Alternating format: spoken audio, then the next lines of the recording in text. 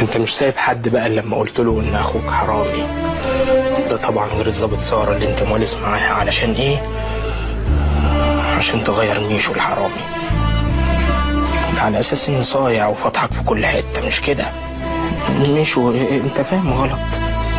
صح يا فطين، انا كنت فاهم غلط، بس دلوقتي فهمتك صح.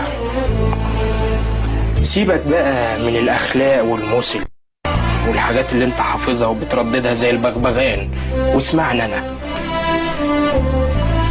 الحركات اللي انت بتعملها انك خايف عليا وعايز تغيرني، خلاص ما بقيتش اكل منها. انا عايزك تفهم حاجه يا فطين، ان انت مش احسن مني، ان انا لو كنت عايز ابقى زيك كنت هبقى قد 1000 زيك، بس ده طريقي وباختياري ومش هغيره.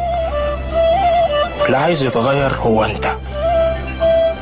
بص لنفسك كويس، مش هتلاقي غير بني ادم فاشل تافه ومعندوش شخصيه، والكل بيهينه، من اول العيال الصغيره في المدرسه لحد خطيبتك وابوك ومراته كمان.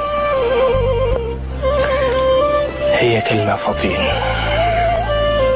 ابعد عن ميشو احسن لك، لانك الوش التاني، وش الحرامي اللي انت مفكر نفسك احسن منه. لان لو ظهر ساعتها مش هراعي اي حاجه، وهنسى انك اخويا وتوأمي.